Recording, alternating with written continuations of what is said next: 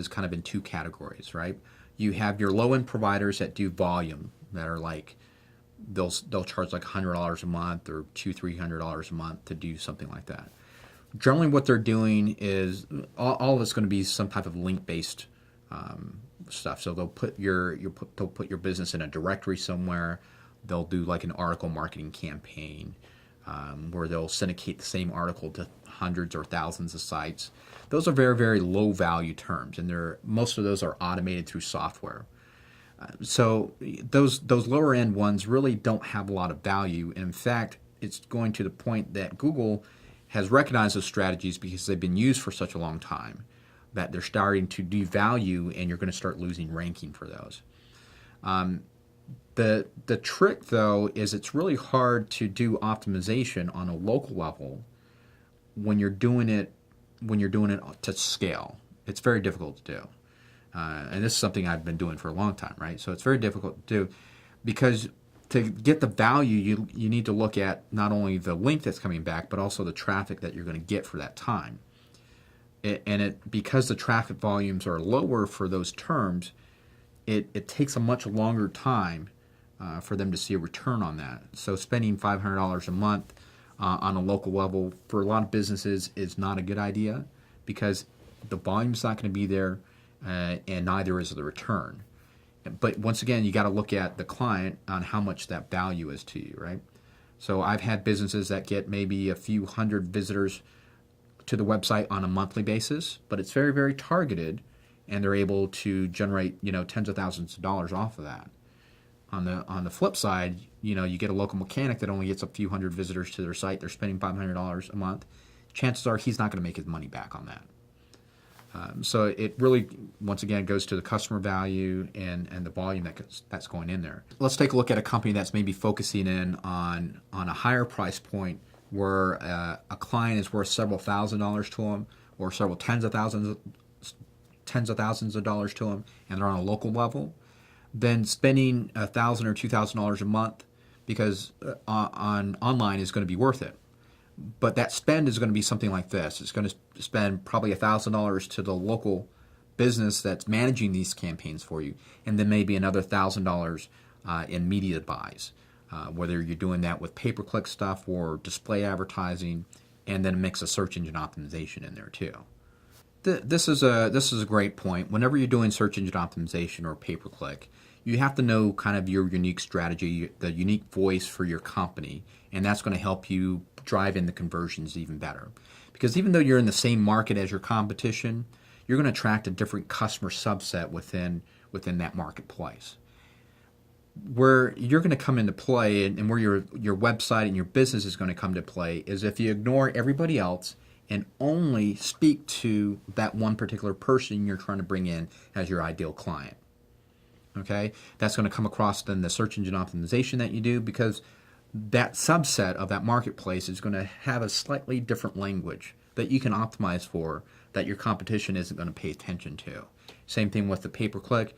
They're going to search for it just a little bit differently than the competition is going to optimize for.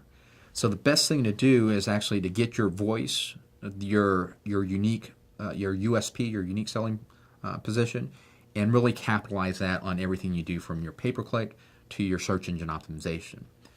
Now, the biggest change that's happening right now, and it's been happening the last couple of years within the search engine optimization space, primarily not so much the pay-per-click, but on the SEO side, is that you're seeing a big blend between the search engine optimization, the PR, and the social media. The lines between those three different subsets are blurring dramatically because the best practices for each one of them are going to affect the other. So the best practice on the search engine optimization as far as keeping your keywords targeted for that particular phrase and page, talking to that ideal client one-on-one, only addressing those issues to that one person, not kind of like the mass market. You use those same principles over in social media again. You're saying, hey, when I put out a message, I don't want to put out a message for a general audience. I want to do it for that one person, that one ideal customer that I have, because when they find it, that's worth more to me. On the PR side, it's the same thing. I'm not looking for a mass market appeal. I'm looking for that one thing. So let me find that niche publication that talks to that one specific client. And because you're having a blend of this, you're going to see a lot of those skill sets over the next few years kind of blend together. And you're going to see PR people start doing SEO, start doing social media. You're going to start, you've already seen this search engine optimization people pick up social media. And they're in the next few years, you're going to start seeing picking up PR as well, especially the bigger ones. Because you're not going to be able to effectively run any one of those campaigns without very, very big input from the other ones. So just keep that in mind as a strategy. It pays to reach out to people that are going to talk about you, both in the niche publications and the media. It helps you with social media, and it helps you with search engine optimization, but it also is going to help you with your PR. So all those things kind of blend together. So when it comes to search engine optimization, everybody has to go through the same process. A phrase that I've used a lot is that there's no secrets online. And that's especially true on the search engine optimization game, because a big part of the ranking factors has always been the linking, or how somebody's linking to you, where they're linking from to get to your site. And you can go out there and easily duplicate that. The problem is that just because your competition is linking from all these different places doesn't mean you should. And the reason I say that is because their audience, although it's the same marketplace, they're speaking to them in a different way, and they're not going to be able to. They're going to be able to have a conversation with that person. Their ideal customer is not necessarily your ideal customer, even though it's in the same marketplace. So how you distinguish yourself is by going out there then and clearly defining who it is that is your ideal customer, and then trying to find the places that they hang out online and get a link back from them. So that's your best bet in the search engine optimization perspective. And then it kind of blends together with all these other tactics that are being used online, like the social media and the PR play. They all blend and work very, very well together. And you're going to see all those things kind of merge together in the next few years. So one of the biggest mistakes that I see business owners do when they hire a search engine optimization company is they try and dictate exactly what they want them to work on. So they'll be able to provide research, but there's no need, especially immediately, to go after the high volume terms. Think about the search engine optimization as the primary thing is to build awareness for your company, right? So if you look at your sales funnel, you have these awareness terms that are going to be more general, but they're not going to convert a lot of people in there. And you can get more specific with those terms as they move down. And then you have the kind of the golden fleece here. That's going to be what we call the buyer keywords. The things like, if I'm going to try and find a specific widget, I'm going to put in there buy whatever the name is, right? You'd be better off optimizing for those terms, right, than something that is just the name of the widget or the name of the category that the widget is in, right? The other thing is you got to kind of think of the thought process on what's going on with your customer base. So before they ever start thinking about your type of business, what is it that they think about before? So if they're trying to hire a plumber to fix something, are they trying to do it themselves first? Is that your ideal client? Is he trying to do it first, and then when he screws up, then he calls you, right?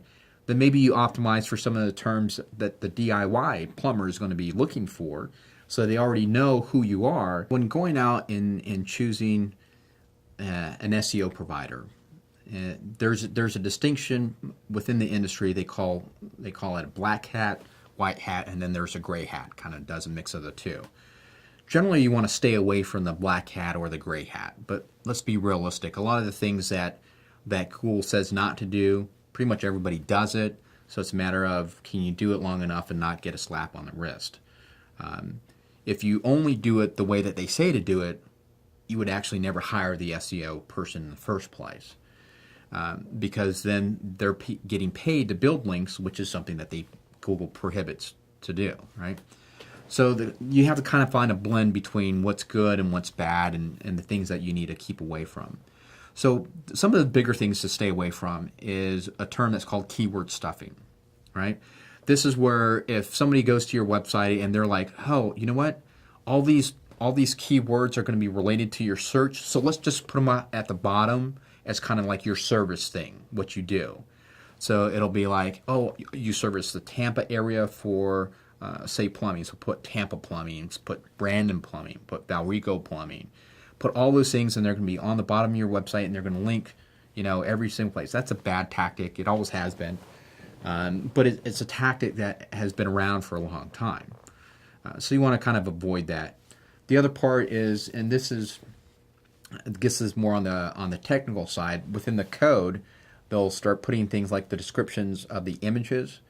Every image on your website doesn't need a description in it, because you'll have like little pixels that are just kind of placeholders. You don't need descriptions in those, but they'll stick keywords in those that are going to be related to your stuff. That's another way to do the keyword stuffing.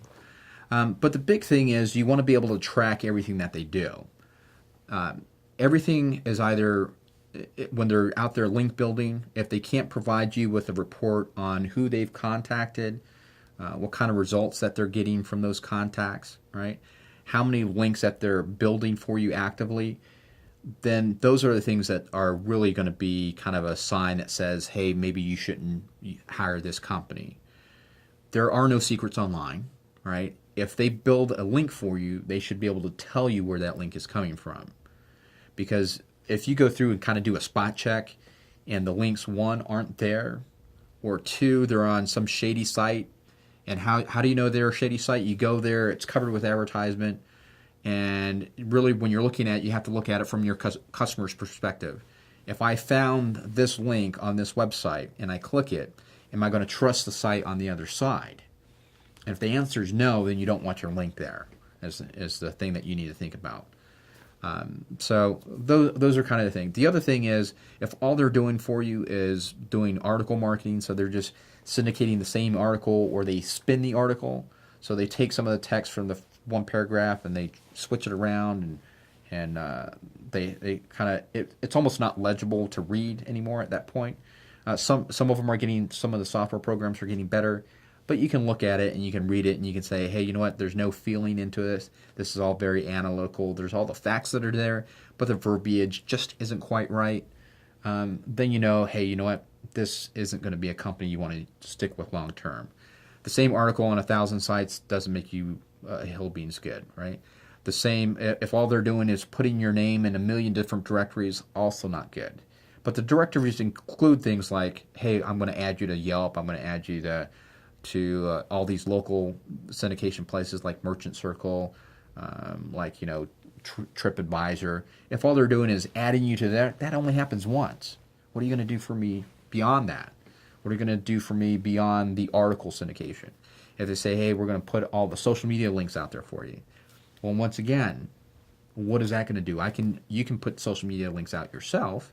You can optimize that once you learn how to do it. It's pretty simple to do that. So if it's all their links are coming from social media sites or profiles, article linking, just random links from different places and directories, go find somebody else. They're not doing much for you at all. And they can track it all. So they can track the number of times they've reached out to somebody, what the response rate is, where those sites specifically are. And it doesn't matter how many times they do this or go through this process. The net result is you're going to see the ranking change, either up or down. And if it's consistently going down, get somebody else. One of the biggest distinctions between what I consider an outsourcing house, right, versus a good quality search engine optimization company. An outsourcing house basically is going to take your money, they're going to automate it with software, or they're going to put it out offshore to some Indian company or Philippines company that's going to do things in large volumes. A lot of people don't realize that, especially on the local level, it doesn't take large volumes to see movement. It only takes really small, very, very specific things. The big difference is that when they're having a conversation with you, the SEO company that you don't want to hire is never going to talk to you about things like return on investment. Is what they're doing actually making you money? Okay? They're instead going to talk about how many number one ranking pages they have, right, for their keyword terms. They're going to talk about the traffic that the SEO brings in to your website. On the flip side, the good guys are going to say, yes, we're bringing in traffic, but how much money is that making you? And with the analytics that are in place, you should be able to tell them, hey, from this page right here, I made X amount of sales when you started and X amount of sales when you guys were done. So there should be a direct correlation between the two. They're going to start talking to you about your business goals, not traffic goals. So what are you trying to do as far as increasing in your business dollars and cents wise? And how can we make that happen through search engine optimization? They're not going to talk about mass syndication. It's not about mass syndication. It's about very, very laser focused and get the biggest bang for your buck. So they look at traffic strategies, but they talk about how to optimize search engine optimization through those traffic strategies. So they'll have to do things like outreach. They'll have to reach out to bloggers and say, hey, look, I'm trying to get a couple of people to write about this product or service. That's going to be done by your search engine optimization company, or it's going to be done by a PR company. There's kind of a blending of the two. Both different kind of goals for you as a business owner at the end of the day, but both very, very similar language as far as it has to drive revenue for the business, and you have to be able to hold them accountable. If those two things aren't happening, it's not a good SEO company. If all they talk about is number one rankings and traffic increase, and they never get to the side about the ROI and your business goals, I would say part ways with them. And it doesn't matter if it's on the local level or if it's on the national enterprise level. When it comes to search engine optimization, this is going to be one thing in your online marketing strategy tool set. And the biggest thing is that this is something that is going to be a long-term consistent play and not something that you should look at as a short-term gain. The thing is it shouldn't be your first thing that you do. And if you're only doing one thing online, it shouldn't be search engine optimization. And the reason I say that is because for business, to stay in business, it needs to have a lot of short-term gains. And you do that with paid traffic. You don't do that with social media, and you don't do that with search engine optimization. So when it comes to the search engine marketing, the SEM part of it, if you can only do one of the two, do the paid first. Once you figure out what you need to optimize for, then do the SEO. And that's much better strategy than just kind of throwing anything at this search engine optimization game. Because as a business owner, it's all about, does this actually bring in revenue for me, and is it making me money? And if they don't align with your business goals, stay away from it. Good SEO companies will align with your business goals, and it'll be part of that tool set that you use for your online strategy, not just a single component.